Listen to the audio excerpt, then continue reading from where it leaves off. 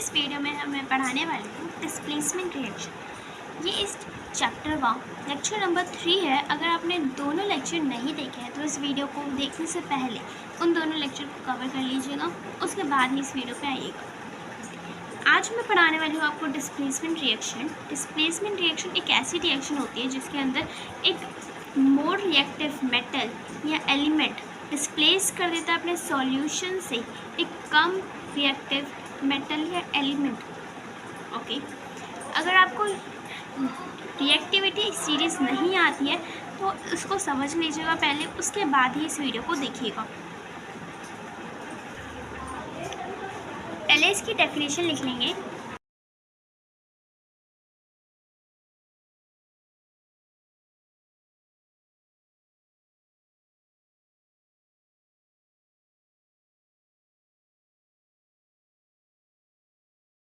कुछ एग्जाम्पल लेते हैं और उसके थ्रू आपको इस डेफिनेशन को समझाती हूँ। पहला एग्जाम्पल है कॉपर सल्फेट प्लस आयरन।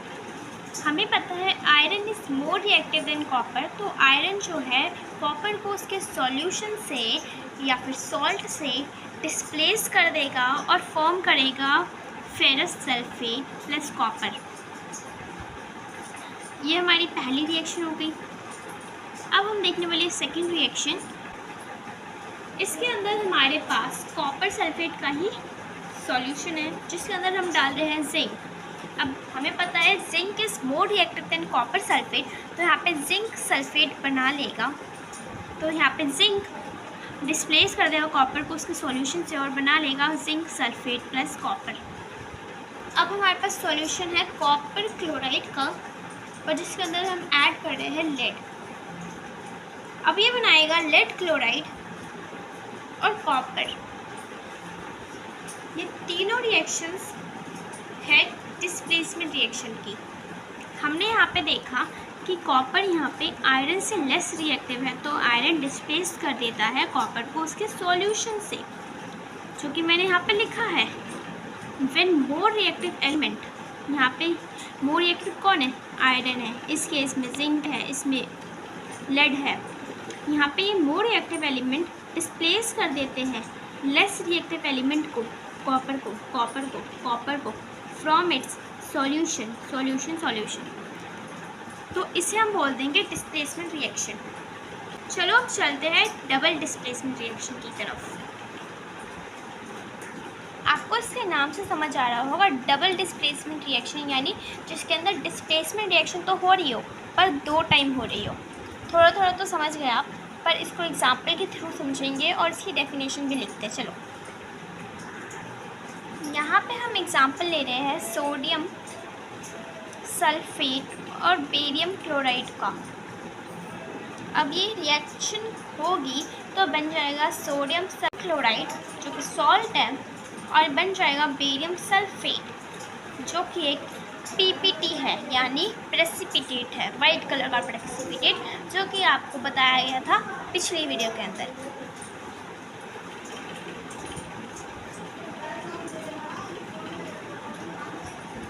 अब मैं आपको इसकी डेफिनेशन लिखवाती हूँ। अब मैंने आपको बताया था रिएक्टेंस क्या होते हैं पिछली वीडियो में, अपनी पहली लेक्चर के अंदर बताया था कि रिएक्टेंस क्या होते हैं। रिएक्टेंस होते हैं जो कि एक रिएक्शन के अंदर पार्टिसिपेट करते हैं। तो इस रिएक्शन के अंदर बन जाता है सोडियम सल्फेट और बेरियम क्लोराइड, दोनों ही रिएक्टेंस है। हम देख पा रहे हैं कि सोडियम ने बेरियम की जगह ले ली और बेरियम ने सोडियम की जगह ले ली। यहाँ पे आयन्स का एक्सचेंज हुआ है, एक्सचेंज ऑफ आयन हुआ है, तो हम इसे बोल देंगे डबल डिस्प्लेसमेंट रिएक्शन। इसकी डेफिनेशन के अंदर भी यही चीज़ आती है।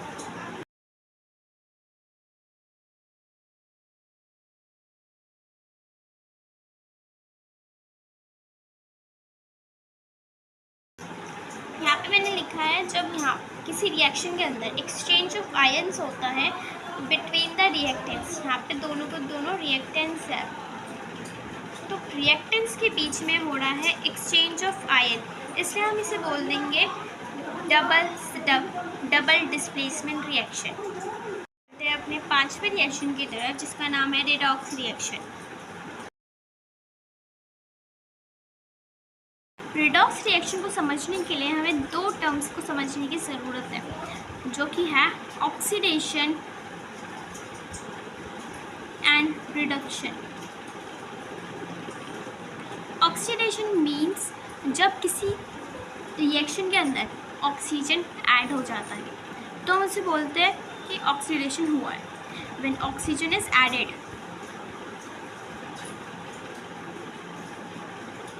इन रिएक्शन,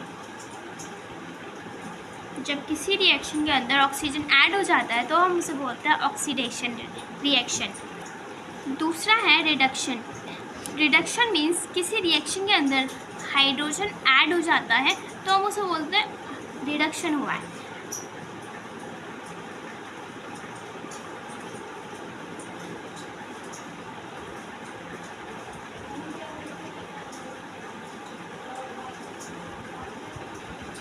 अब मैंने आपको समझा दिया कि ऑक्सीजन ऐड हो जाता है तो ऑक्सीडेशन होता है और हाइड्रोजन ऐड हो जाता है तो रिडक्शन हो जाता है।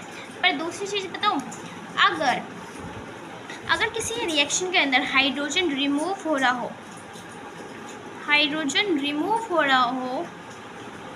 तब भी हम उसे बोल रहे हैं ऑक्सीडेशन। या फिर अगर किसी रिएक्शन के अंदर ऑक्सीजन रिमूव हो रहा हो या फिर हाइड्रोजन ऐड हो रहा हो या फिर हाइड्रोजन रिमूव हो रहा हो या ऑक्सीजन ऐड हो रहा हो तो उसे हम बोलते हैं रिडक्शन और ऑक्सीडेशन। अब रेडॉक्स रिएक्शन क्या है? रेडॉक्स रिएक्शन ऐसी रिएक्शन होती है जिसके अंदर ऑक्सीडेशन और रिडक्शन दोनों ही साइमल्टेनियसली यानी एक साथ होते हैं। डेफिनेशन लिखते हैं।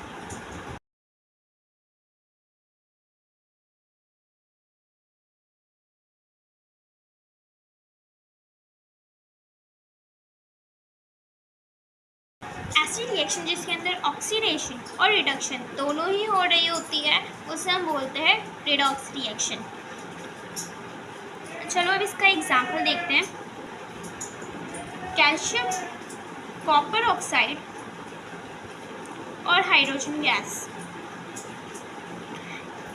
जब कॉपर ऑक्साइड के अंदर हम हाइड्रोजन गैस डालते हैं तो बन जाता है कॉपर प्लस हाइड्रोजन वाटर। यहाँ पे क्या हुआ, ऑक्सीजन यहाँ से रिमूव हो गया है। कॉपर ऑक्साइड में पहले ऑक्सीजन था बट बाद में रिएक्शन के बाद ऑक्सीजन नहीं है, यानी इसका क्या हुआ है, रिडक्शन हुआ है। ऑक्सीजन रिमूव हो चुका है इससे, तो हम बोल देंगे इसका रिडक्शन हुआ है।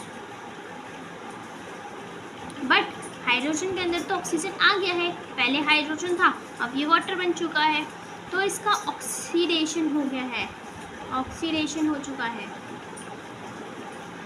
ठीक है, तो इसके अंदर रिडक्शन और ऑक्सीडेशन दोनों ही साथ साथ हो रही है, तो हम इसे बोल सकते हैं कि इसके अंदर रिडॉक्स रिएक्शन हुई है। तो आज की वीडियो के लिए बस इतना ही। आज हमने 3 तरह की रिएक्शन को पढ़ा। पहली रिएक्शन थी डिस्प्लेसमेंट रिएक्शन, फिर पढ़ा हमने डबल डिस्प्लेसमेंट, फिर पढ़ा हमने रिडॉक्स रिएक्शन। ये तीनों तरह की रिएक्शन काफ़ी ज़्यादा इम्पॉर्टेंट है और एग्ज़ाम में भी पूछी जाती है, तो इस रिएक्शन को पढ़ना मत भूलिएगा। अगर किसी भी डाउट है आपको तो कमेंट सेक्शन में आप पूछ सकते हैं, और इसके आने वाले लेक्चर में भी आपको मैं इस चैप्टर के क्वेश्चंस भी कराऊंगी। Thank you so much for watching this video.